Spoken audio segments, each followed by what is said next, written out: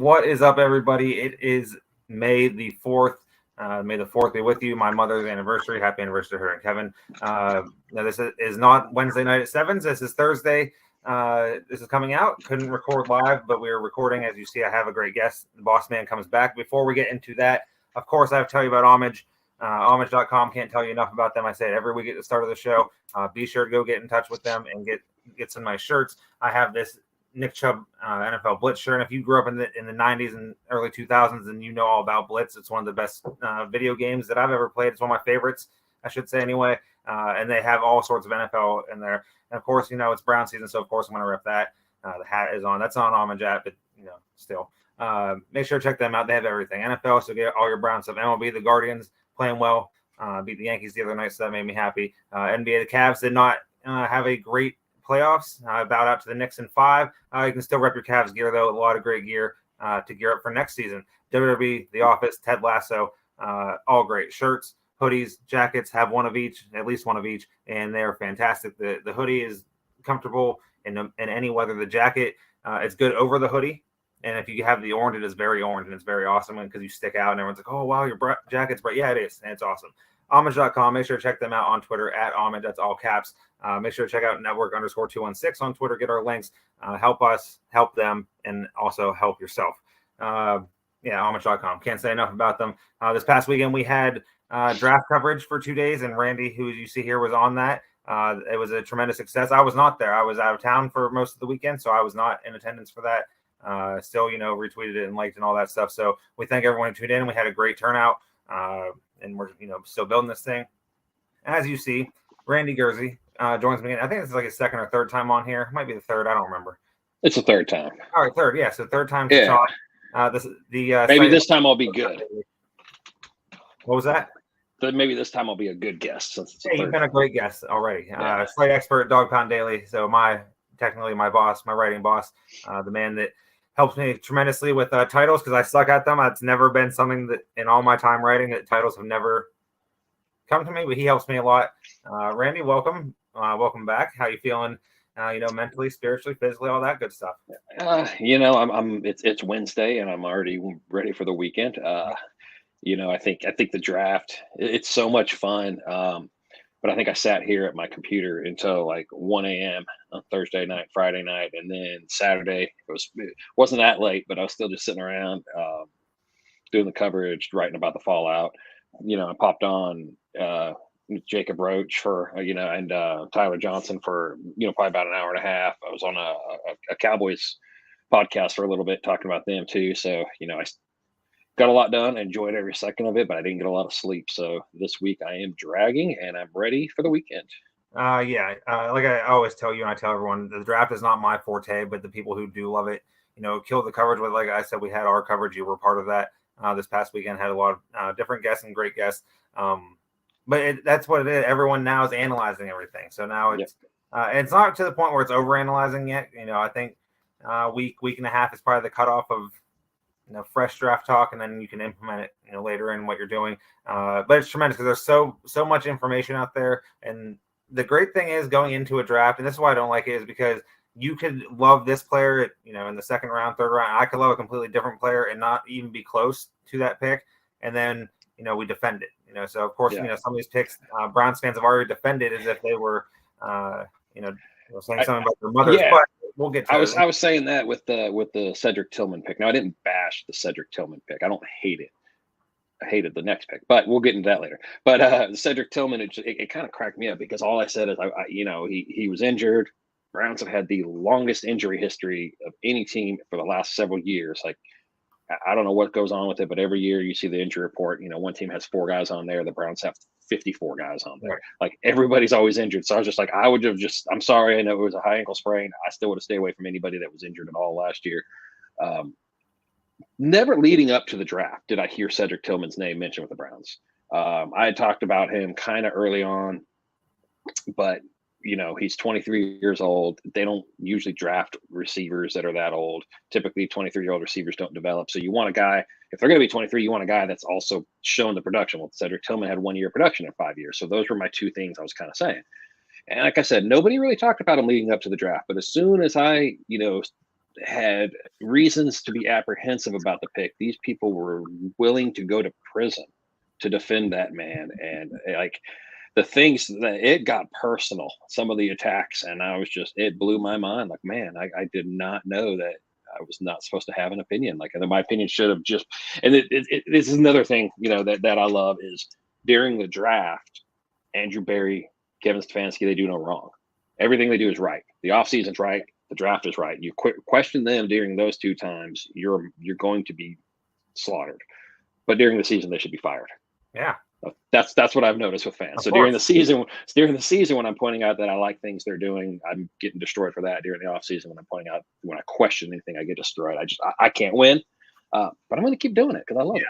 Yeah, nobody can win really, and that's why I don't really like draft. It's a giant crapshoot. Like, you could have the best player in the draft go to the worst position or worst team in environment for him. Like, and he would Jaguars all those years. Yeah, the Jaguars all those years. Now they're a place that young guys can go and develop, and they have a quarterback there and everything. But it is fun to see all the everyone gets hype about these guys and those guys. And Dog Pound Daily, we write about who we think the Browns should draft here. I did one of those this year because I'm not a draft guy, so I went with just the third round, and I went receiver there, but I went with him in 88 or 98, and that was Tyler Scott. He was not picked. But you said Cedric Tillman. He was one of 7 players drafted on Friday and Saturday. Wide receiver, Tennessee. And as Randy said, he had one productive season. It was a monster season. He, had big games against some big-time defenses in the SEC. But that was it. Just 1 in 5 years he had. So from the perspective of everyone loving it, I love it if we can have 2021 Cedric Tillman and have him healthy. If that's the case, then great. This is a home run knocked out of the park. But the injury history, he's played 1 full season in 5 collegiate years. That's not good. And as you say, he's 23. So and you can also throw in there, he's only ever played one side of the field. Right. So again, you have a guy that it could be one dimensional. And if he is, if you're going to try to teach him to do other things, history is not on the side of a 23-year-old receiver, which is why, I think we throw the term guardrails around way too much, but but Andrew Berry does kind of have these kind of things to keep him away from older players. And that's the reason why. Could Cedric Tillman be, an outlier and come in and do really well? Absolutely. But I think when you had Josh Downs, players like that still on the board, Trenton Simpson, I just felt like there were better options right there.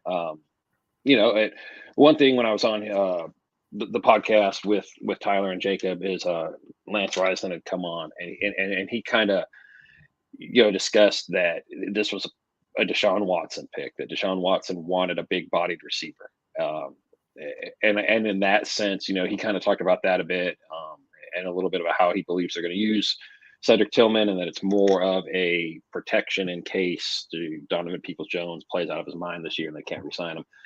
After talking with him, I kind of softened my stance a little bit. That did make sense.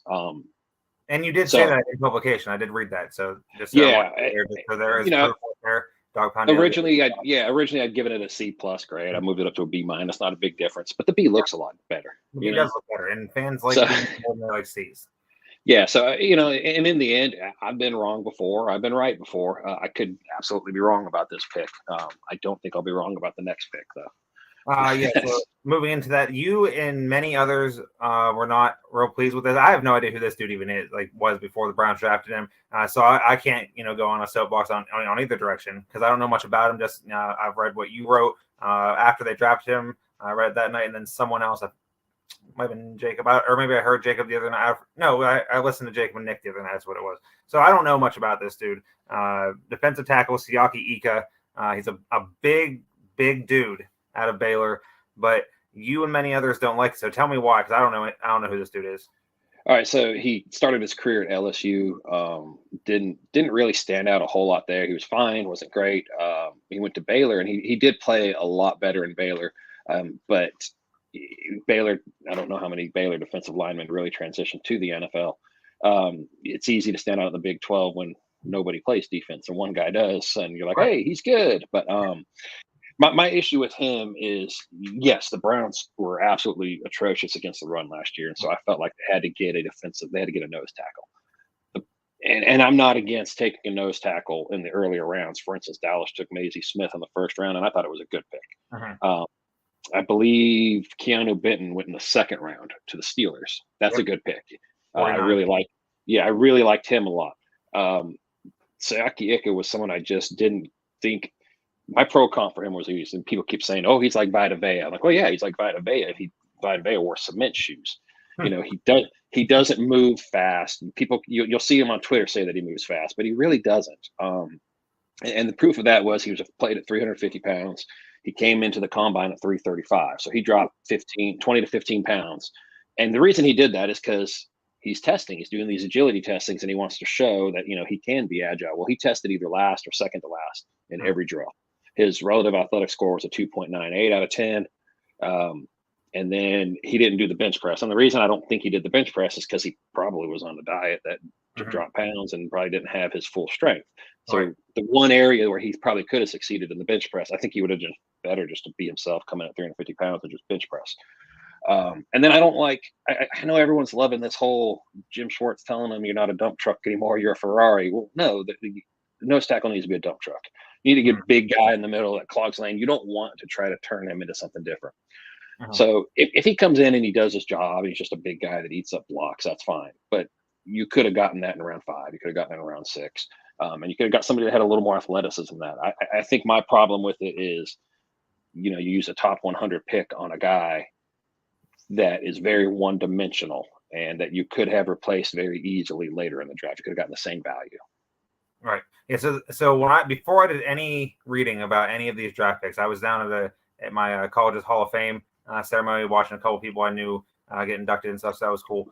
So I get home and I'm looking at it, and I see Cedric Tillman, I see Ika, and I'm like, all right, who are these? I knew who Cedric Tillman was a little bit, but I wasn't like, oh wow, like that's a great pick. Like, let me see if it is a good pick by whoever.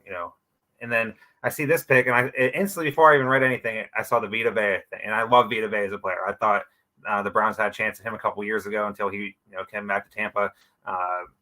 One of my favorite defensive players to watch, and I was like, oh cool, this is gonna be awesome. And then I read, and it's just like, that's not that's not the same. These things aren't No, and I think I hate pro comps anyway, because it's not it's stupid. These guys, like people were doing out Kalijah Cansey from Pittsburgh. Oh well, he's going to be just like Aaron Donald because they went to the same school and they're both under 290 pounds. No, they're nothing alike. Right. They're it always kind of makes me laugh, and we always keep doing it. And that I don't think that they're similar style players. Vita Vea is probably Dalvin Tomlinson's probably closer to Vita Vea. I don't think he's the same league as him. Right. As far as pass rusher, but the fact that they're both the 300, 20, 30 pound plus guys that can get in and generate pressure on the quarterback. So I think Tomlinson would be closer to that than Vita Vea, and then Siaki Ika, who's, again, he may be able to come in, he may be able to, eat the blocks and do all of that, but you could have gotten that again, 4th, 5th round, 6th round. And, that was another one that really fired people up, was my article about 3 guys they should have taken instead of him. The Browns got 2 of them. They got Isaiah McGuire. They got DeJuan Jones. Those are 2 guys I said I would have picked ahead of Siaki Ika. The 3rd guy I said was Trenton Simpson. I had people, of course, upset with me. You saw on Twitter, people telling me that, oh, you should delete this article. Well, why would I delete the article? The 2 guys were obviously on the Browns' radar. They believe they fit with the team. They got them. If they'd have taken Trenton Simpson, they had all 3 of those guys. Right. And they would have filled even more needs, because I feel like linebacker is going to be a problem again this season. They really didn't do anything to fix the linebacking core, which was already, full of injuries. So I'd have much rather seen a Trenton Simpson come in at that pick and then still land the DeJuan Jones and land Isaiah McGuire, and then possibly where they pick Cameron Mitchell, you throw in a nose tackle. That's just my take, or Al Woods is still sitting out there in free agency. I think you could sign Al Woods for. No, he is not actually. He's he never mind then. I'm pretty sure I saw that he had signed somewhere. Did that just happen? A little bit ago, yeah. Well, he was available, and they He messed was, that yes. up. He signed with the Jets, of Yeah, course. Everybody over 30 is going to the Jets. good for them. But Yeah. yeah, I laughed hysterically when I saw that. Oh, this was a Jim Schwartz pick. Jim Schwartz, wanted him, and he can. I think that.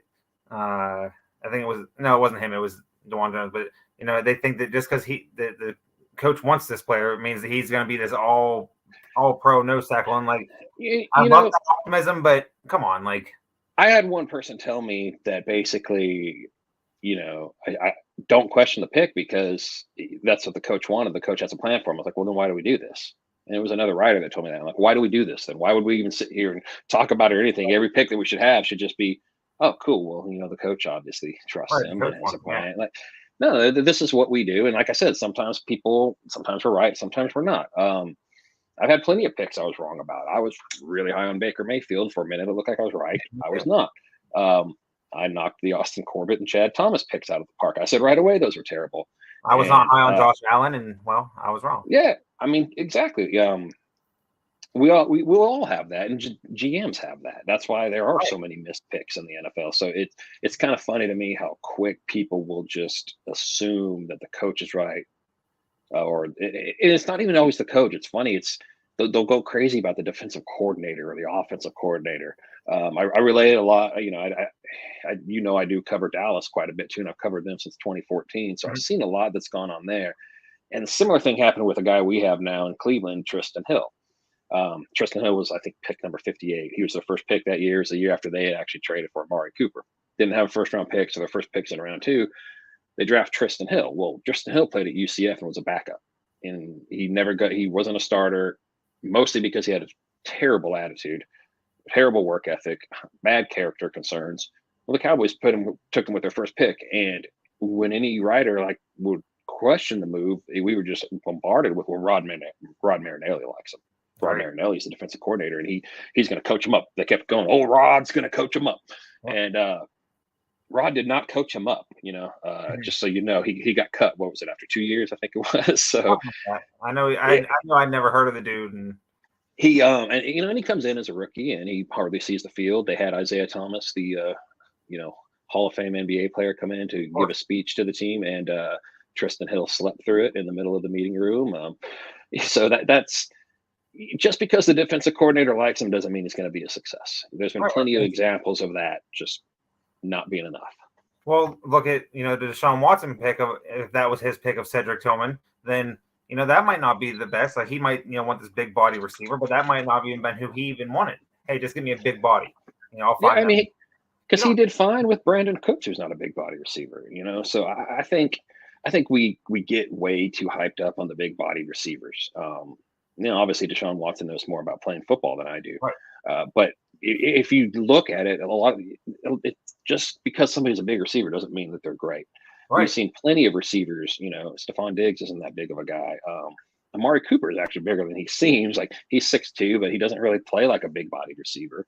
I know he didn't do great with Cleveland, but Odell Beckham's under 6 foot. Right. Jarvis Landry's under 6 foot. There's plenty of wide receivers out there that are under 6 foot tall that can create that separation and get open. And it's, the quarterback can't find a guy running wide open. I don't know who he's going to throw to. All right. Speaking of hype, the next pick, I'm sure, sent the Browns and Ohio State fans and their fans together into a frenzy. It was DeWan Jones, the big offensive tackle. And this is another mountain of a man. So in back-to-back picks, they have like a ton, almost a ton in 2 human beings. That's scary. This dude also has weight concerns, right? He was up around or over 400, and yeah, and that was another thing when I was talking with Lance Reisland that he had pointed out that DeWan Jones was. A lot of people saw him as a second-round pick, so for him to be there in the 4th round, obviously you knew something was up. There had to have been an issue there, and the issue was that apparently he would put on 20 pounds after the combine. So the concern with him is his weight, his build. Obviously his build can be great for his job, for what he does, but he's got to be able to keep that weight under control. When you're that big, a lot of pressure on your joints. You can't be going out there playing at 400 pounds. So if they can get him on a good nutrition program, get that in control, I absolutely think he's a steal of a pick in the 4th round. but there's got to be some concerns there. I will say that most of the concerns about him, it kind of reminds me of the concerns that they had about Orlando Brown. Okay. So, in Orlando Brown, it was kind of, hey, when it comes time to play, he plays. So if DeJuan Jones can do that and just show up ready to play, that's all that's going to matter. And, I think we'll see him a lot. I think, we've seen injuries happen so much to the offensive line, and I think he's probably already better than James Hubbard. As long as he does keep that weight in check, I think he could be the swing tackle as early as his rookie season. Yes, yeah, so that's why I like this period. It's because of Ohio State, so I've seen him, a handful of times, and I obviously I don't watch tape on offensive linemen, so I don't know how good or bad he was. I just know he's a big dude. But it gives the depth to the offensive line, and like you said, they have injuries. When they're healthy, they're one of the best, if not the best, in the NFL. But they are not always healthy at the same time. We saw that a lot last year, and that's why a lot of things were happening. That fans were mad at Kevin Stefanski, of course, for everything. But they failed to realize that because he didn't run the damn ball. Right, he didn't run the ball, but he also didn't have an offensive line that was completely healthy at all times. So it's not easy to run the ball when you don't have anyone to block in front of you. Yeah. But if he, like you said, if he can just keep his weight under control, I'm sure they have some sort of nutrition program. Whether he follows that, it's up to him. Obviously, he has to put in the work. But that's a great pick to me because, like you said, and I saw this a few places, that he could have went in the second round. And I read that, I was like, second round? And then, someone reported today that he told NFL GMs during his interview process he had a dream to play in the NBA. Okay, well, he was a big dude in high school and dominated, and was pretty good, I guess. He was, and Ohio State used his love of basketball in a brilliant way, because what they did to help him keep his weight off is they had him playing basketball all the time. Yeah. And that's a very that's a great exercise. And if he loves it, then encourage that, get him out there moving around. And I like that Ohio State did that. And I don't think there's anything wrong with a player saying he wanted to play in the NBA. It's not like he was going to try to go to the NBA. Right. He was just saying that's what he wanted to do. See, people get any bit of information and they word it a certain way because they know how it's going to come off. And that it's not clickbait, but it's on the border of clickbait. Like come on, like. He told me, it was my dream one time to go to the NBA too. Does that mean that I can't tell my future bosses that? You're gonna quit your job. NBA, but I'm gonna not take this interview seriously. I'm gonna go play in the NBA now. 30-something years old. And you mentioned them a minute ago. Their next pick, round 4. That was round 4 as well. Round 4, edge rusher, Isaiah McGuire. And I saw you had wrote about him prior to the draft. I think it was Jacob that did that too. And then there was, or maybe it was Jacob or Corey, one of the two, and then someone else. And a lot of you guys were real high on him. And I was like, okay. Yeah, John Suchin of Doggone Daily. He was really high on him too. There was a bunch of people that were, and I was like, okay, cool. And then I see that they get him, and I saw he could be, one of those third-round picks. And then he comes to the 4th and, 126. And to me, I was reading up on him and stuff. He's an athletic freak at times, but I think Jacob said the other, he doesn't have good get-off speed. But after that, once he gets into his arsenal, then he's a scary dude. Yeah, if they can work on him kind of on his timing and his burst off the line, that would be really good. I love this pick because you have obviously Myles Garrett on one side locking down. They might still continue to move him around, but he's locking down one defensive end spot. And Ogbo Okoronkwo is he's an ascending pass rusher. But when he was in Los Angeles before going to Houston, he was more of a stand-up outside linebacker that would rush the passer. So he doesn't have a lot of bulk. I think he's like in 245, 250, something like that. So you get McGuire, who's I believe 6'4", 265, something in that range. So you have another big guy that you can rotate in and out, and then you've got the speedy guy that can come off the edge, and then you can rotate in Alex Wright, who's about 6'7", 270, I believe, and Isaiah McGuire. And then even with that kind of combination, they could even slide them in. They've done it with Myles Garrett before, where they slid him inside a defensive tackle. McGuire can do that. He did that in Missouri. So you have a lot of options to be able to kind of attack the defense or the offense a little bit differently with these guys. And I love a good defensive line rotation. I love keeping the guys fresh and just constantly attacking. So I was really happy they got him. He had 14.5 sacks over the last 2 years in the SEC. So that talent and that potential's there. So I think if they kind of groom him, they can get him going, get Alex Wright going. They could have a great rotation. Be careful saying that because someone will hear this and then come and like, oh yeah, they're going to be great. They're the top defense now. And then like the first 4 games they get, gashed through and, don't get to the quarterback. And then I'm going to say this right now, and people will probably hate me for it, but I don't think the Browns defense is going to be very good at the beginning of the season.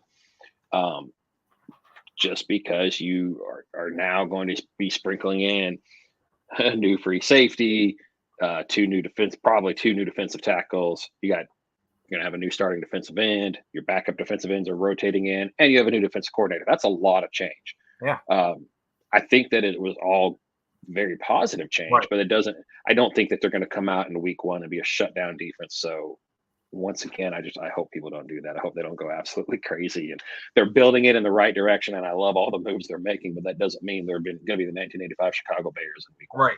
What I want Browns fans, and I've been prisoner of this myself, and I'm not saying that I've ever, it's ever been beneath me. It's not, because I've been right in the thick of being a homer. But sometimes I just want Browns fans to shut the fuck up. That's all I want. Is just shut the fuck up and just let it happen. Just, yes, be excited. Yeah, we should be excited. The defense should be better this year. On paper, they are better. But they were better on paper 2 years ago as well, and that didn't work out. We got the top secondary. You have to see it. Yeah, you have to see it mesh. I don't think Joe Woods is a bad coach. People will sit there and act like he's this terrible coach. He's got a Super Bowl ring. And I heard somebody tell me that about Jim Schwartz when they were talking about Siaki Ika. You have to trust Jim Schwartz. He's got a Super Bowl ring. Well, shit.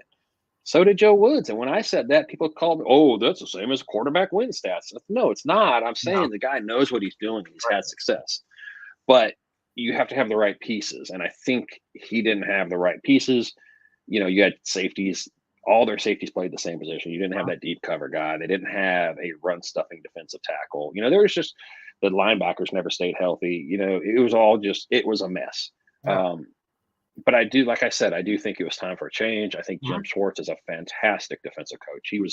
I said from the beginning, that was my number 1 choice was Jim Schwartz. I know some people like, Sean Desai. Some people couldn't stand him. Some people wanted Brian Flores. I saw one guy say Brian Flores because he's a proven defensive coordinator. Never been a defensive coordinator. He's never once been a defensive coordinator in the NFL. So you tweeted that you replied to someone one day and you said that same thing, and I laughed so hard for a couple minutes. I was just like, "You stupid idiot! You could have just not said anything, but you made it, and then you get called out on it, and everyone laughs at you." So whoever that was awesome. Yeah, and I mean, yes, you can sit here and say he's had success in the NFL. He absolutely has, but he wasn't a proven defensive coordinator. Right. But Jim Schwartz is. Jim Schwartz won a Super Bowl as a defensive coordinator. So I felt like he was the right guy. He had the resume. He had the mindset. Yeah. I'm sorry to say this to those of you that hate it, but he's an analytics nerd. He loves analytics. He was one of the first guys really in on it, so he just fit the team perfectly. And I think, doesn't mean it's going to come together in 23. All right. And it could, but it may not be week 1 of 23. You saw, again, go back to the Cowboys, but Dan Quinn has done a fantastic job with them when he took over in 2021. But the beginning of the season, they weren't very good when he first came on. It took till about week 2 or week 3, and you start seeing them really kind of gel, figuring out what the coach wants. And I think that's what you see with the Browns. I think it'll take, first few weeks of the season, and they'll start to look like the team we're going to see throughout the year. Well, the same thing happened in 2021. John Johnson comes in, Troy Hill comes in. Was that the Clowney year, or Clowney was the year before that? Either way, it was the Clowney. Yeah, it was the Clowney year. Clowney comes in as well. They get all these new guys, and everyone's excited. I'm real excited. John Johnson, I was like, oh yeah, that's great. That's who I wanted them to get. Like, he was sort of like low key under the radar. Well, there's a reason for that, and we saw why he played hard at times and made some big plays at times, but also was involved in some plays that shouldn't have ever happened. And we thought that would be great. But the first few games of that season, even probably the first half of that season, that defense wasn't gelling yet. And then finally the second half, they played a little bit better down the stretch. Okay, good. They got that momentum coming into this past year. And then it just was a dud. It was a complete dud. It was a complete. And I think so much of it came down to leadership. And I remember people got so mad at me when I was just up in arms about a players only meeting in week 2, and I researched it. No, never in the history of sports has there been a players only meeting that early in a season. And no, you don't see a players only meeting turn into success. You just don't. The players only meetings means that the players are set now have created a divide from the coaches. They're not listening to the coaches anymore. So maybe we'll listen to to each other. And that happened in week 2. And from then on, all you could see was finger pointing, blaming. They blamed the coaches. They blamed each other. And it was just like, you saw that happening. It was a train wreck, and they just never could get it back on track. Again, they never I blamed don't. themselves though. They never once blamed themselves. No. The only one that did was Anthony Walker. He was the only player on that defense that came out and blamed himself when it wasn't even his fault. Right. But I respected him for that because he's saying, "Hey, I'm the communicator, and so if we're having issues on the back end, that's my fault." Yeah, absolutely. So flipping the side of the ball, this next pick had a lot of fans I saw on Twitter excited. Quarterback Dorian Thompson-Robinson out of UCLA. I've heard his name, because UCLA does get mentioned still in the national media somehow with everything they do. But the few highlights I've seen of him just look like an electric player that's fun to watch. And I think that's what Jacob said, that his running style is just fun and how he does it. Yes. And all people are like, well, why would they, draft a quarterback to waste on a pick? They just gave Josh Dobbs $2 million guaranteed and blah, blah, blah. Because who cares? It's not our money. Who cares? And they did it because Josh Dobbs is here for 1 year. Right. What happens in 2024? Who's your backup then? Maybe it's Dorian Thompson-Robinson. Maybe it's Kellen Mond. I think Kellen Mond probably is going to be the outside looking in when it comes down to roster cuts, but he could end up coming back on the practice squad. I'm sure they'd love to have him there. I just don't know that he would make it through waivers. But Dorian Thompson-Robinson, I love the pick because, like you said, he's an exciting player. He's got a strong arm. He's got to work a little bit on that accuracy. But I think that could happen. We saw. And I'm not comparing him to Josh Allen. I don't think he'll be Josh Allen, but that's kind of where I'm going with it. You've seen quarterbacks that get work on their footwork, their mechanics, and they do make solid improvements. So I think he can do that. But what I love about it is, if my starting quarterback goes down, I would much rather, instead of turning to like a Case Keenum, who's a statue in the pocket and can throw it 5 to 10 yards downfield, I'd rather have a guy that's got a live arm, can still try to make some big plays, but then when things break down, the younger quarterbacks don't read the defenses as quick as the veteran quarterbacks do. But when the play breaks down, it's not there, and you have a guy that can just take off and run and find something big. I think that's an excellent thing to have as your backup. So if something happened with Deshaun Watson, they got to go into a game with Dorian Thompson-Robinson at some point. It's like, hey, we still got a shot. Something good can happen on offense. I love that pick just for that reason. Yeah, and are they moving back to having 3 quarterbacks on the roster, or is it just going to be 2? It should. I mean, they had 3 all last year. So okay. I saw someone talk about they were going to talk about it sometime soon or something. I'd be shocked if they didn't go with 3, because the fact that they have 3 solid backups right now. I know some people say Josh Dobbs is an absolute lock at $2 million. Obviously, that's this is the NFL. They're paying $6 million, I believe it is, over the next couple of years to not have Jadeveon Clowney. So $2 million, I don't think guarantees anybody anything. I think it gives them, pretty good shot. I'd be surprised if he got cut. But if we go into preseason and Thompson-Robinson and Kellen Mond just look head and shoulders above, they'll make that move. But I think they'll go with 3 quarterbacks. Well, Josh Dobbs is a preseason legend in Cleveland, remember. Well, and I wrote an article about, if you guys like Josh Dobbs in the preseason, you're going to freaking love Dorian Thompson-Robinson, because, Dobbs had escapability and could run like that, but Thompson-Robinson is more, way more explosive when he takes off and runs with it. So I think he's going to, especially when he starts going out there against guys that are about to be cut, I think it's going to be a lot of fun to watch. I know Nick and Jacob were excited about them on the Bark and Brown show the other night. A lot of people seem to be excited about him. So, and you, like you said, you don't know what's going to happen. Hopefully Deshaun Watson never gets injured. He's here the next 15, 20 years and wins us multiple Super Bowls. But if he goes down, it's similar to the 49ers. Everyone needs to have that backup because they were on their 3rd quarterback, and then in the NFC title, they were on their 4th and 5th quarterback. 4th, yeah. It was crazy. And you don't know what could happen. So I think this was smart from the Browns' perspective of, like you said, Dobbs is only here for this year if he's even here. And then Thompson-Robinson is going to be here for 2 or 3 years at least. And that way he could learn the offense a little bit as a rookie. And especially if he learns from Dobbs too. He can learn that offense from him if knowing that. Absolutely. And another thing that it helps with is when you're in practice, you kind of only have a certain amount of reps and certain things that you can do. Well, if in practice, if Deshaun Watson's not going for any reason whatsoever, you can do the same things with Dorian Thompson Robinson. You could have him working in there and doing a lot of the same offense. And then at the same time, when you're preparing for a quarterback like a Lamar Jackson, Dorian Thompson, a lot of teams will use a quarter or a wide receiver and for their scout team to kind of simulate Lamar Jackson's speed. I don't think you'd have to do that with him. So I think it would help them a lot with that as well. And that's a great point too, because Lamar obviously signed the extension with Baltimore. There's no collusion. The collusion's out, and there was no way that they're going to give him all this guarantee amount. Well, they did. They gave him the third highest guaranteed, I believe it was, and like the highest per year, which that's never going to be the actual cap hit for any of these guys because they're just going to restructure and sign extensions, and that's just how the NFL works. But I'm happy for Lamar. I wish that the Falcons wouldn't have been stupid and traded for him, and at least pushed the offer to Baltimore to sign him to a guaranteed deal. But of course, they're idiots. So, and I hate the Falcons just because they're idiots. Yeah, and I know they want to talk about collusion. I don't think it was really ever on the table that Lamar Jackson was leaving. I know he tweeted it out, but I don't think that Baltimore ever engaged in real talks. Right. Because why would they? If they were going to engage in real talks, why did they all of a sudden just go above Jalen Hurts' contract and make him the highest paid quarterback? They never wanted him gone. It just took a while. And I love the people that rip on him for being his own agent. And I'm like, oh, yeah, that must be terrible to be his own agent because he now has more money than Jalen Hurts and he doesn't have to give any of it to an agent. So, I'm sure he's probably at home kicking himself right now, wishing he had an agent to get him a better contract. Yeah. And then someone was mad that he held out and didn't, do whatever for this long for $10 extra million. That's $10 million.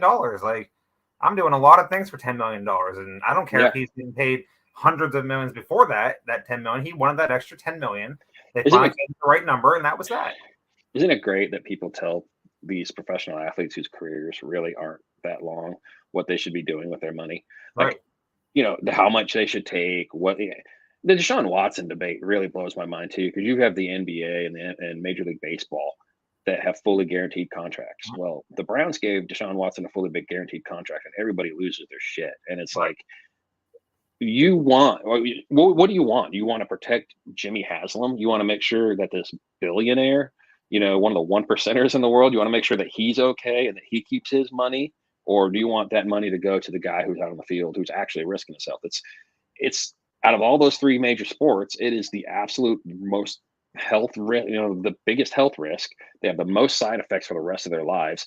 And all these, Twitter warriors are out here pissed off that Deshaun Watson's going to actually make money for putting his body on the line. Like, whose side are you on? And the NFL is brilliant because you have people like Rich Eisen who got mad at you for pointing it out. And it's like, you become the NFL's mouthpiece where you're sitting here telling us that these billionaires need to be protected from these millionaire guys who are trying to steal from them. These players are trying to steal from the poor billionaires, and people buy a hook, line, and sinker. And I was really hoping that the Deshaun Watson contract would be a positive step for players and that we'd start seeing more fully guaranteed contracts.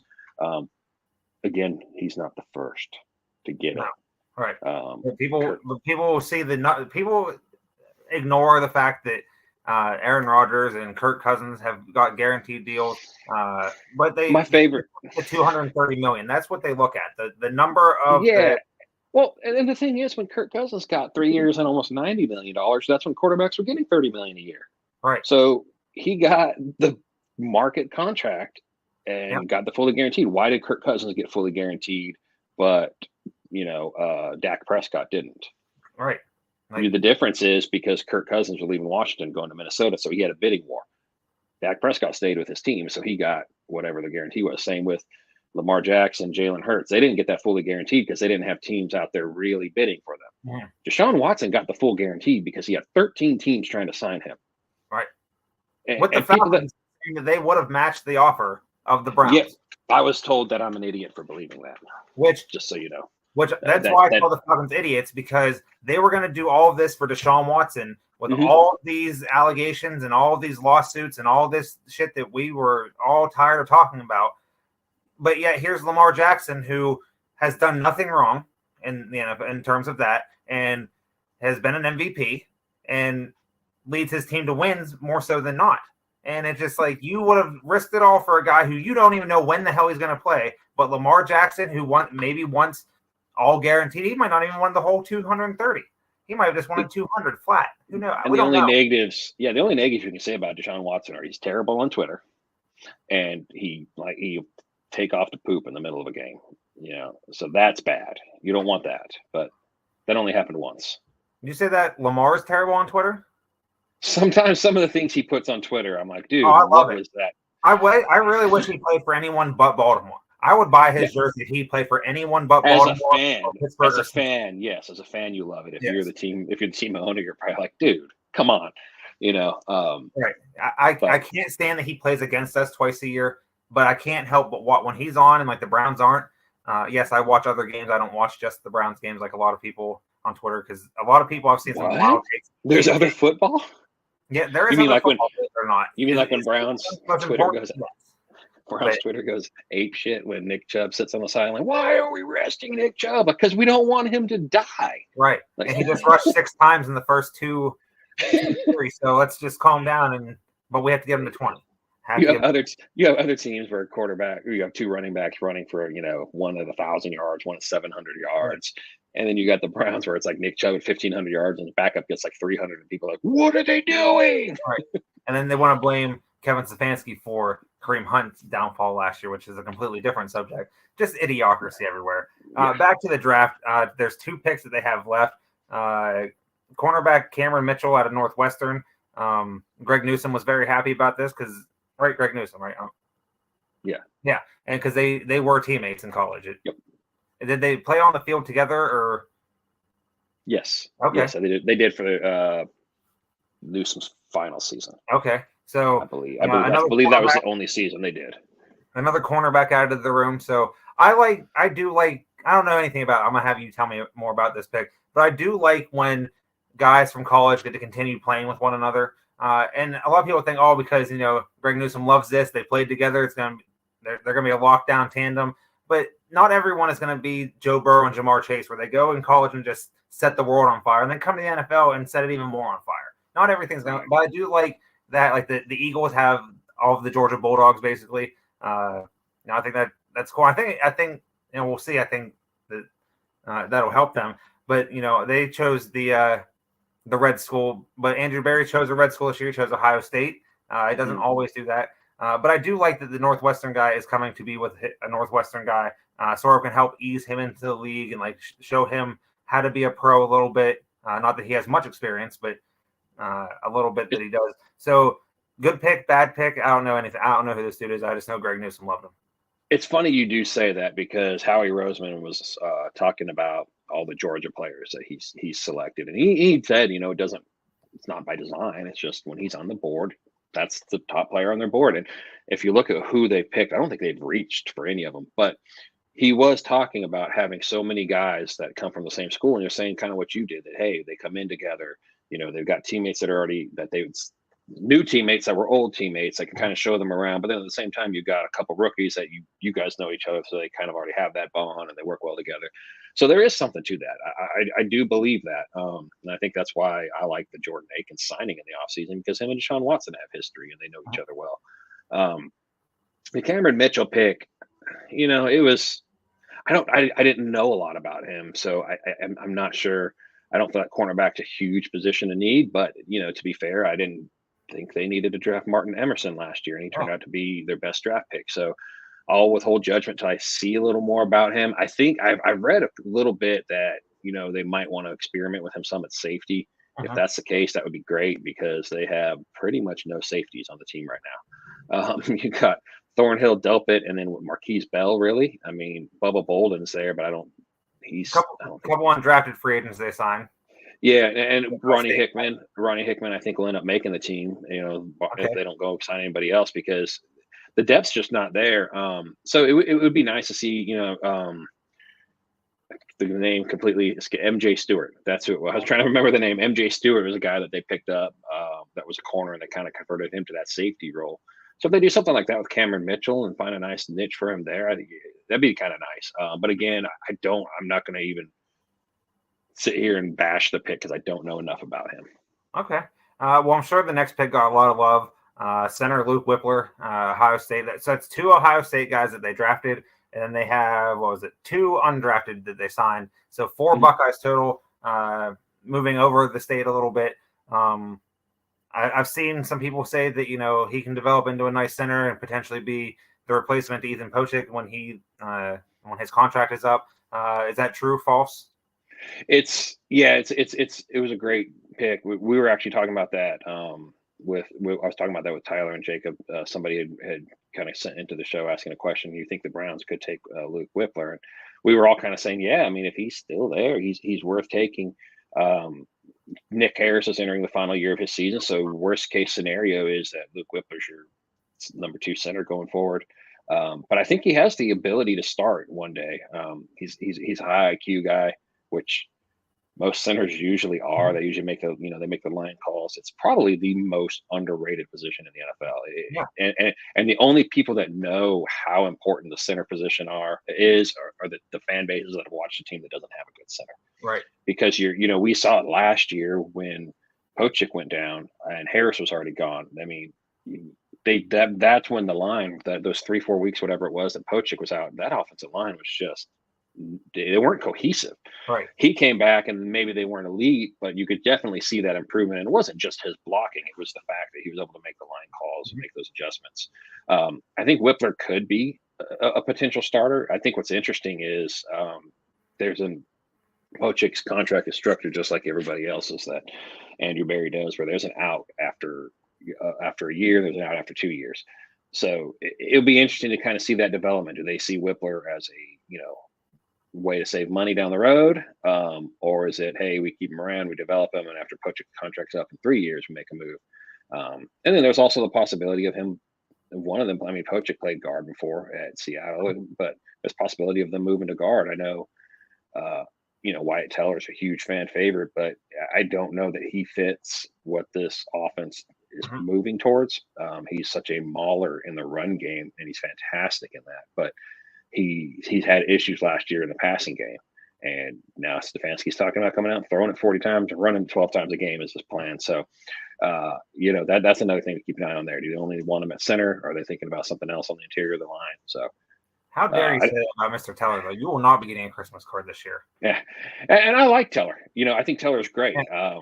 You put him on the right, if the Browns can continue to be a team that's featured, let's say Baker Mayfield's still here and your offense is centered around running it 30 times a game with Nick Chubb and Kareem Hunt or Nick Chubb and whoever. He's excellent in that role. He'd probably be great on a team like Philly that's all about the ground game. But if you're asking him to drop back and pass protect 40 times a game, I don't think you're using him to his strength. So, and of course, he could make progress. He could, he could definitely improve in that. So maybe he does, but I think that's just something to keep an eye on to see what their plan is. The good thing about the Whippler pick is they are planning. They're looking ahead. They're saying, hey, they took a guy there that they believe maybe we don't need him this year, but hey, he could become a starter soon. Hey, same with DeJuan Jones. So that's 2 guys on the offensive line for Ohio State. Pretty good offense, pretty good pro-style offense that they run. So I think that'll help both of them as well. It would be interesting to see if they move him to a guard position to, maybe that's where he gets to maximize his minutes. And then until Pocic is out of Cleveland, then, so I do like that as well. It's a depth for the offensive line, and it builds in the future. So Jedrick Wills does not come back after next year, after his 5th-year option was picked up. Then you might have DeJuan Jones be able to slide in there. Who knows? Maybe. Yeah, who knows? We'll see. And I saw somebody, I'd kind of mentioned that, and somebody was saying, well, he only played right tackle. So did Jedrick Wills. Yeah. You never know. Well, I saw someone the other day suggested they move him back to right tackle and let DeJuan Jones be the left tackle. I was just like, well, if he wasn't a rookie, sure, maybe. But I'm not depending on a rookie to depend Deshaun Watson, who I'm giving $230 million to. That's what I'm not doing. And then what are you going to do with Conklin at that point, who's their best offensive lineman? Right. But Pocic, I've said this before. I think he's Andrew Berry's best free agent signing in his time there. And what's funny is when he made the move, it really didn't seem right. It was just like, okay, he got a guy to come in for the Oh, center. cool. He got a backup center. Right. And then no, he got one of the best centers in the NFL. And that's one of those things where I was that like, we've talked about it before. It's just being a good fit because Pochik, he was fine in Seattle, but he wasn't a top 5 center. Right. He came to Cleveland and just fit in that offense so well. And, so that's why stuff like that fit is important. It doesn't mean, if I sit here and say somebody, people act like, because I said Teller's not as great of a fit in a pass happy offense like that, I'm passionate guy. No, he's just not. And it doesn't mean he's a bad player by any means. We talked about that a lot last year in games, messaging each other, but hey, he cannot block when they're, going to pass. Like, they were on the run, and that's when people will bitch too. Like, Chubb runs 4 straight times for, let's say, 25 yards. Oh yeah, keep feeding him, and then play action, and then here's Teller letting up, a guy in the backfield, and the play's rushed and not what it should have been. And he was injured a bit last year too, so that could have been part of it. But again, like I said, it's fit matters so much in the NFL. Like, I still don't think John Johnson is a terrible football player. No, he's good, but just not good for the Browns. He was much better in Los Angeles than he was in Cleveland. And that's the way it goes sometimes. Yeah, and you see that every year. Like, I don't know what the percentage of the first round picks that play, and the percentage of that is way lower of getting second contracts. So you just don't ever know. Like, number 1 overall pick, everyone loves, whoever it is. This year was Bryce Young. Everyone loves that. Great, good for him. He's a good player and all that, but that doesn't mean he's going to be the future. Ryan Leaf was projected to be better than Peyton Manning. Yeah. So and now he's on like a redemption tour. He does like a podcast now. My buddy was telling about that gives insight to these expectations these guys have on them, and then took him down a bad path and how he came back from that. They signed a bunch of undrafted free agents. They signed, a running back, a tight end, a couple of edge rushers, a couple of cornerbacks, a linebacker, and a couple of safeties. And you already mentioned that Ronnie Hickman from Ohio State could make the roster this year.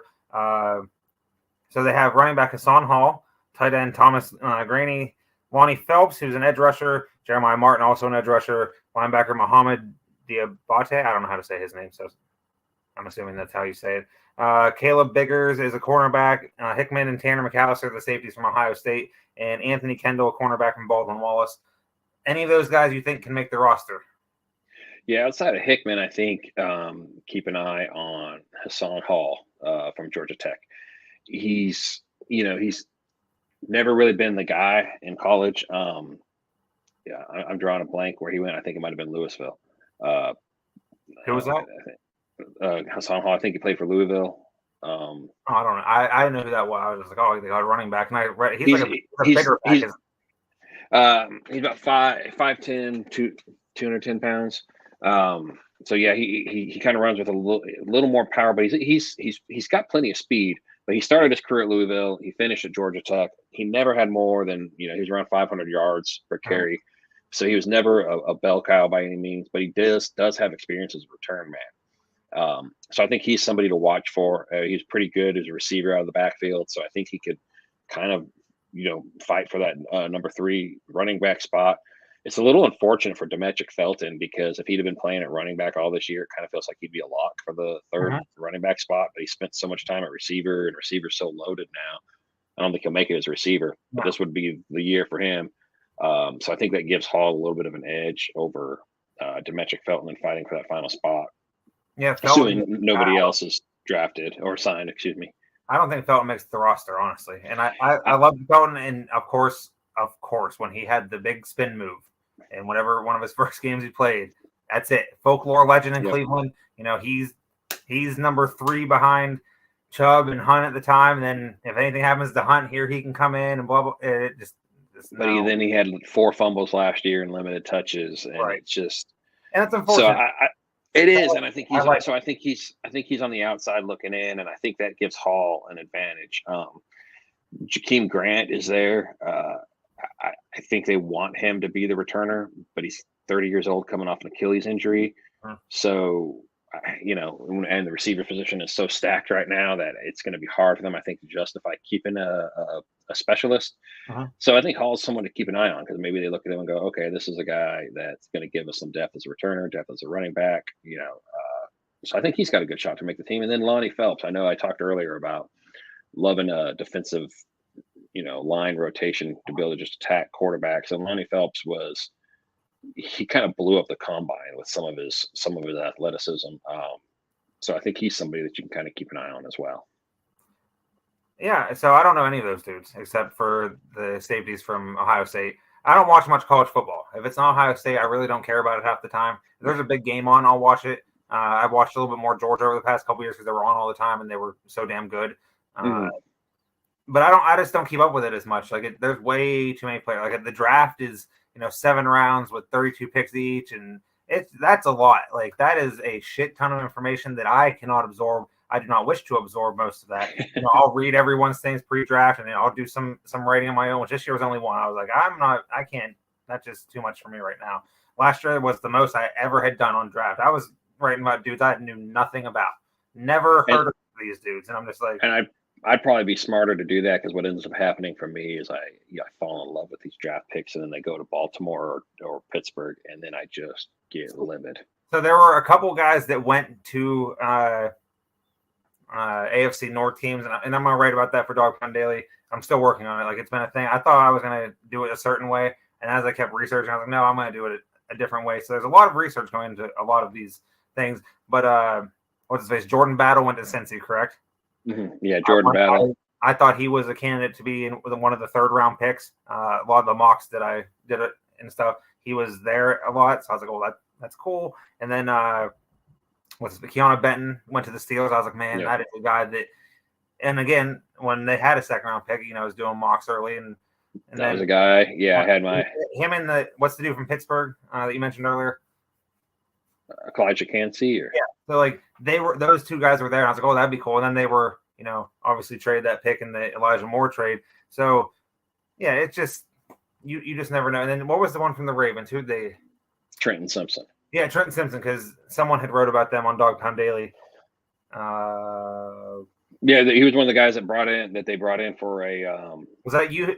Yeah, I wrote about him a couple times because they brought him in for the pre-draft visit. He felt like a perfect fit. I feel like you throw him and JOK out there together, and it could just be a lot of fun to watch. So I was really, really wanting that pick. And that may be part of the reason why I hated the Siaki Ika pick so much, is because that was I was sitting there watching it going, oh, please just move up and get Simpson so somebody doesn't take him. And then you come on the board and, I'm sorry, not Ika, it was Tillman. It was a Tillman pick where I wanted Simpson, and they didn't do it. I think Simpson, actually, now that I think about it, I'm going to look it up and see. He might have still been there when they made the Ika pick, and that might, in all, I was just really frustrated because I wanted that guy. So no, it was the Tillman pick because he went 86th. Okay, Simpson did. So, of course, he ends up, and somebody tried to tell me, well, if it feels any better, it's because they whiffed on Patrick Queen. I was like, no, it doesn't make me feel any better because I still wanted Trenton Simpson. Right, and so, it doesn't matter if they whiffed on it. That's a rare miss from the Ravens. They rarely miss on defensive players, and the fact that they decided to make this move, that says a hell of a lot about who that player is, because it's not just anyone getting drafted in ball. I hate them, but they have great drafts. Like they do almost every year. They have one of the better drafts every year. It pisses me off because I think, oh yeah, Brown's got some guys, and the Ravens get all these other dudes that like were linked to the Browns at some point. It's like, okay, like come on, just you stole the franchise once. Just you have to steal draft. Just stop it. Wow. Just quit. And we have to deal with you and Lamar now and for the foreseeable future. Luckily we have a quarterback that can combat that, all that good stuff. Let's see, are you surprised there was no running back drafted? We talked about Hassan Hall possibly making the roster. Surprised but thrilled. Okay, because you hate running backs? Because no, I thought that they should. Ball does not win games, but yes. No. I like drafting running backs. I do. You draft a running back, keep him for 4 years, and then let someone else pay him. The reason I'm glad they didn't do it is because Jacob Roach said he would drink coffee with mayo in it on the Browns Chug podcast. Dog Chug podcast. Sorry. He said he would do that, which I think was actually supposed to be tonight. So we're going to have to look for some video evidence. They're on live, as me and you were talking. They're on live. I don't know if he's done that yet. I'm going to actually look on my phone real quick to see. And for those who don't know, Whenever you Yeah, hear this, you'll be able to see Jacob drink the coffee with mayonnaise. I didn't know about that until I saw you guys talking about it. I was like, oh shit, that's awesome! Like, that's awesome, and I'm yeah, glad it was the trader. yeah. So for those that don't know, basically, it's we were talking about Will Levis and how he eats bananas with the peel on it, and he drinks mayo with coffee in it. So I was saying he's undraftable because he's obviously a sociopath. And I was informed that Jacob Roach made a bet that if the Browns didn't draft a running back, he would drink mayo with he would drink coffee with mayo in it. Somebody suggested he does a gas station coffee with like packets of gas station mayo, and he said he didn't want to die. So That's fair. you know, But he yeah, is on. I don't know if you can really tell, but we are live recording. We're not live on the air, but they are live right now. But once you hear this, and once you hear me talk about that, you will be able to go back onto YouTube at Network_216, just like on Twitter. Make sure to subscribe. Like that video, like the hell out of that video, because I'm going to go watch that a bunch and watch him drink that mayo coffee. And when he comes out and he said, "Oh, it's not that bad," I'm going to be real pissed, just so we're all on the same page. Because I know for a fact he'll be lying, because coffee and mayo are two completely opposite things that should never go together. I don't think that he's good. I don't think he'll come out of it saying it wasn't that bad. I think he'll be honest. I think he will admit that it's terrible. I hope so. That's what I want. Yeah. Trader Roach. He's not really, well, he is a traitor, but I don't really dislike him, obviously. Yeah. So no running back, but they did try for a running back. They did try for DeAndre Swift. I think I would have loved if that trade went through. That, and I know it makes me sound a little hypocritical because it goes against what I was saying with injured players. But in that situation, it's a backup running back. So if he misses, he's missed three or four games in each season he's been in.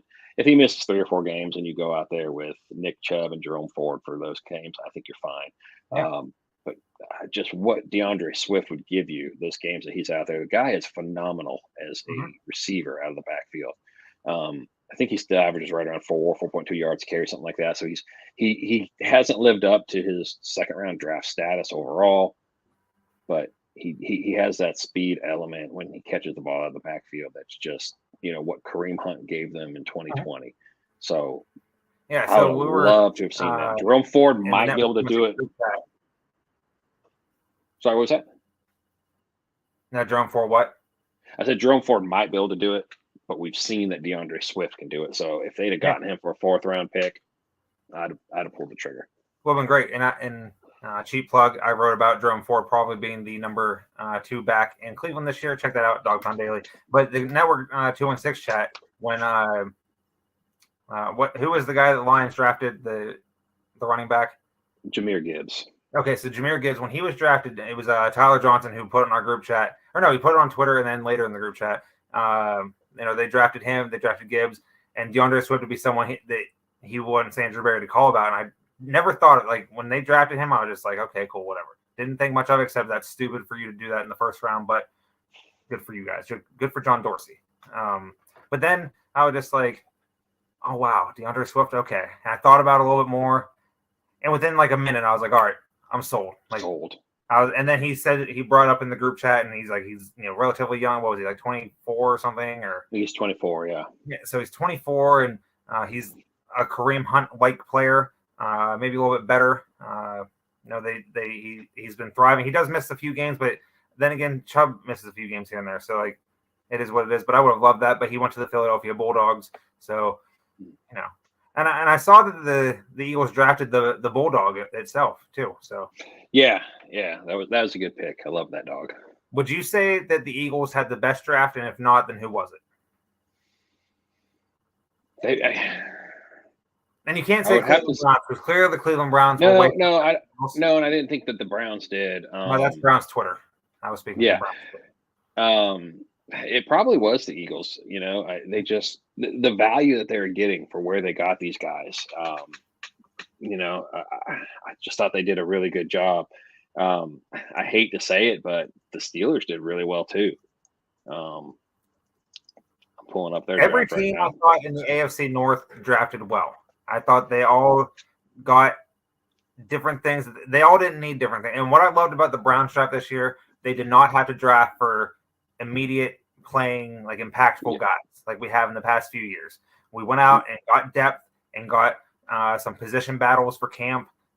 See what some of these guys can do. Got another receiver for Deshaun Watson, but everywhere else in in the AFC North got better. I think the Steelers probably had it was either the Steelers or the Ravens. I say the Ravens because they re-signed Lamar and then got him a weapon, Zay Flowers, and I just thought I don't know. It's back and forth between them. I think Cincy was the last of the three of those teams that aren't the Browns, but the Steelers are right up there. All three of their they had 3 picks in the top 50. All three, I think, are going to be immediate impact players for them. I mean, I think it's going to be the Eagles or the Steelers. Looking at it again here, and you got for the Steelers, I hate it. They also started with a Georgia boy. They got Broderick Jones, Joey Porter, Keanu Benton, another Georgia guy, Darnell Washington. They got Nick Herbig, who I was really huge on in the 4th round. So I hate it, but they did really well. The Giants did well getting Jalen Hyatt. I think that was good, but I wasn't sure about a lot of their other picks. The Colts, though, looking at what they got, they picked up Anthony. It's all going to come down to Anthony Richardson. If Anthony Richardson turns out to be a good quarterback, you got him. You got Julius Brents, who's a good corner. They ended up getting Josh Downs, who I liked. I will butcher his name if I try to say it. Double A from Northwestern, the defensive end that a lot of Browns fans wanted. They got Darius Rush, who is a corner from South Carolina. Kind of played in Cam Smith's shadow, so he didn't get the credit he deserves, but he's really good. And then Will Mallory is a tight end who's a solid receiver. So I think the Colts did well also. Chris Ballard, I know, came into the offseason kind of on the hot seat, but he did a good job. So he's right up there too, I think, with the Steelers and the Eagles for the best draft. I don't know if it's one of the better drafts because I don't much about. I do love the aggressiveness of the Texans. The Texans. Was it Texans? I know. Yes. Yeah, the Texans. They got what was it, the second and what pick? They had second and third, right? Third. Okay. Yeah. I just love the aggressiveness of that to go out and get. They probably knew they were going to get Stroud at 2. They probably knew well ahead of time that Bryce Young was going to go number 1. But then they're like, oh, D'Amico Ryan's. Let me get my guy. Is it Will Anderson? Is that his name? Yeah. Okay. Yeah. Will Anderson. 1 and 3, but Alabama goes, and then. I thought that was awesome that they did that. I'm not a Texans fan by any means, but I just thought that was awesome. You don't see teams do that, have a number 2, but you don't see teams have these multiple first round picks all the time. I just thought the aggressiveness was awesome. Yeah, they were aggressive. I wasn't huge on the move though. I like being aggressive, and I'm one of the first people to say that people overvalue draft picks. You can sit here and say all you want, that. Oh, if only we had our first round pick. Well, you don't know. So, I'm fine trading first round picks for a sure thing. But the amount of draft picks and the value that they gave up to move up to number 3, I was just thinking, man, you probably could have gotten yourself an all-pro player from somebody. Like I joked around and said, oh, you could have gotten Myles Garrett for that. Obviously, Myles Garrett is not available, but it was just the package they gave. I'm like, man, you probably could have enticed a lot of teams to give up a star player for that. So if Will Anderson turns out to be a star, it's worth it. Right. That's hilarious. You said that. I was thinking earlier when I was, getting ready to, writing down these draft picks and writing down what I was going to, talk about tonight. I was like, man, the Texans is cool. I like that, but that's really like a Myles Garrett. And I really did think that. I was like, huh. But I was like, if you suggested that the Browns trade like Myles Garrett, let's say next year for the 2nd, 3rd overall pick, whatever, Twitter would lose their minds. They would, but let's just pretend this is not happening. But let's just pretend Myles Garrett said I wanted to be traded. That's probably a package you're going to get for him. All right. What they gave up. So that's why I was like, whew, that's a little steep. But hey, if it works out, they'll look brilliant. And last draft talk, you obviously write about the Cowboys for the Landry hat. Make sure to check him out there. How did you feel the Cowboys did? I saw mixed things. I know you like the first round pick. I've seen a few other people like the first round pick. I don't like him because of where he's from, but it was a mixed bag. Like Mazie Smith, I think that was a really good pick. For years they've not had good defensive tackles as far as stopping the run. They've had good, 3 techniques that can get in there and rush the passer, but they haven't had that nose tackle. And then I think he still gives you something on the pass rush, so you can use him on 3rd downs as well. Maybe he doesn't do that as much in his rookie season, but he can. So I really like that pick. Luke Schoonmaker in the 2nd round, I wasn't big on. Excuse me. He's another one. He's going to be 25 years old this year. I don't feel like he really moves the needle a lot. He's not a whole lot different than Jake Ferguson, who they have going into the second year. So I wasn't big on that one. I liked DeMarvion Overshone, the linebacker in the third round. Um, I think my favorite pick though was Deuce Vaughn, 6th-round pick from Kansas State, the 5'5" running back who's just lightning in a bottle. He is definitely my favorite pick that they made. I think he's going to end up, he's not going to be a 15 carry a game guy, but I think he's somebody that you can put out on the field for 5 to 10, touches, whether it's throwing it to him, running it with him, and he could give you a little bit of explosion. So, 2 things with him. I saw Brown's Twitter, and a lot of guys from Dog Pound Daily love this dude. Knew nothing about him. Just knew that he's probably a 5th, 6th round guy. That's who they wanted the Browns to take then. Saw his name a bunch. Don't know anything about him, and that I thought was really cool. His dad got to call and say, "Hey, we're drafting you." And what is his dad? Is his dad a running backs coach or? He's a scout. Oh, he's just a scout, but still, he's part of the organization. Hey, son, you're coming to work with me. All right. Yep. I know he didn't say that, but that's the gist of it. I think he's actually said, "You want to come to work with me on Monday?" Okay, it was this. I was second guessing myself when I said that. But I mean, he put up, over 3,000 yards in 3 years, and the majority of that was over the last 2 years. So I think he's one of those guys that if he's 4 inches taller, if he's 5'9", nobody's going to question it, and he's probably going to be a 3rd-round pick. Right. So I feel like that was a home run pick in my opinion. So we'll see if that works out for him. But yeah, overall, their draft I think it was fine. They filled needs. They didn't really reach for anybody, but they didn't outside of Vaughn. I don't think anybody comes in with a lot of splash, and so I think that's why fans didn't like it. Okay, I don't think I asked you earlier, but letter grade for the Browns overall draft. I'd say a B. Okay, that's a lot of where I've seen a lot of national B to B plus. I think. Again, the picks that I didn't like, I think they made up for it by knocking some of the other ones out of the park. And I could see even the picks that I wasn't huge on. I could see what they were thinking and why they did it. So I can't, even though I can sit here and say, "Hey, I might have done something differently," I can't bash them for it. I saw the line of thinking. And I think even when I did my grade for them. Individual player grades, I said in the title, like they definitely improved in the trenches. They got better, both lines of scrimmage. Maybe the offensive line of scrimmage aren't going to be starters, but their depth is better, and we've seen in the last few years they're going to use that depth. Same on the defensive line. The defensive line depth got better, which was an absolute must. So overall, I got that. My only, if I was going to bash anything, I didn't like that they didn't get a safety or running back. I felt like those were both positions of need. But, maybe they believe in Jerome Ford. I think I would. I think if I got to see him more, I think that's my only hesitancy with Jerome Ford. I thought he was excellent coming out of college, but the fact that they didn't run him much as a rookie makes me, I wish we would have seen him more. So I feel better about that position. But maybe they feel fine because they see him in practice every day and realize, hey, we don't need another running back. This guy's great. So, but the safety one really was kind of the one thing that really kind of shocked me. Fair enough. A B is what I've seen a lot of people give the Browns. So hopefully everyone is right in their assessment that this is a B grade draft because we need it for years to come. It's not just the draft is more about the future than it is right now. Obviously, some teams need it for right now, but the Browns, for the first time, I feel like in forever, have not needed to draft guys that are going to come in here and be instant starters. Which, of course, the fan base thinks if they're going to be instant starters, they were steals, and that they're going to be all pro their rookie year. And then when they struggle or they're not mature enough, like Perrion Winfrey, then it's always like, well, damn it, Kevin, run the ball, and just I had to end it on that. Randy and I joke all the time about running the ball and how Kevin Stefanski gets lambasted over the dumbest of shit. And we're going to continue to do that. He's going to continue to come back, hopefully. I hope Bowser comes back, too. That's awesome, by the way. I meant to say that earlier.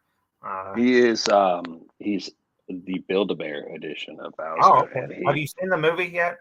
I have. Is it great? It's fantastic. I just killed him, but let me... Where's this thing at? Oh, that's awesome. I don't know if you. I can hear that. So, okay. That's awesome. So But yeah, I need to see the movie. I heard it's great. I'm going to take your consideration because you have a child, so that would, and you're also, a Mario guy. So yeah, I have a child, and I stole his Bowser, as you can see. hey, good. Hey, it's not stealing. You bought it, so That's true. I did. So, anything you want to plug before we get out of here? And just keep reading us on Dog Pound Daily. We enjoy it. I know some people like to get upset with us, but there's a lot of good interaction too that I have. I've had a lot of people reach out to me. I've even had people reach out to me on my personal Facebook page and Messenger and tell me they like certain things. So, keep reading us, keep knowing that, hey, we're doing this because we love football and we're just giving our opinions. We want to see the Browns win. So check us out on Dog Pound Daily. Follow me at rgurzy81, where you can find breaking news like Jordy Nelson and Donald Driver are signing with the Jets. So, follow me for stuff like that. Yes, follow him. Be sure to follow Dog Pound Daily on Twitter. Go. I think you can sign up and all the things get sent to your email. Already do that. That'd be cool. Help us get paid. I do like getting paid. I do like money. I also like the Browns, so it's a win-win for all. There we go. Everybody wins. Again, from last week, who came on to talk draft or tune into draft coverage. Massive success for us, and we're hoping to build off that. All sorts of different shows. You got the Barking Brown Show, Faithful Dogs Podcast, the Yard Dogs, Dog Chug. Which, if you are hearing this right now, please go watch Dog Chug and watch Jacob drink the mayonnaise in the coffee. I can't wait for that. I'm probably gonna go watch that after I get off here. I can't wait to wake up in the morning and have some mayo coffee myself. I would never have that. I will never do that. I will never shout out Will Levis either. Network_216 on Twitter, at Homage on Twitter. Make sure to go follow them. Get yourself some good quality t-shirts, hoodies, jackets, whatever you want. Underdog Fantasy. Make sure to go use our code 216 for your first deposit up to $100 match. That's $100 of free money. And I love free money. I'm sure everyone loves free money. If you don't love free money, I'm going to question you and question your integrity in life. But question your motives. But I will also do that if you go and bet on, like darts or soccer or something as well. So it's all a win-win too. Just use 216 when you go bet. Again, follow us all. This comes on Thursday, but every Wednesday, 7 o'clock, I'll be back with someone or myself. It doesn't matter. I talk about, whatever. And it was WWE Draft Week. I did a mock draft last week with Josh Mansfield. That was fun. They did the actual draft. So that's coming to a head. So maybe next week will be more WWE talk, depending on what the Browns do this week, because you never know what's going to happen in Berea or Cleveland. Hopefully something good. I don't know what else good could happen. This is sort of going to be another lull period coming up, and then they're going to report soon. So we'll have that all covered. Make sure to check us out. Go subscribe, please, on YouTube. And if you think we did good enough in this video, give us a like. Make sure you like all the other videos if you think they did good enough as well. For Randy, I'm Eddie. This has been the Petty Eddie Podcast. And until next week, go Browns.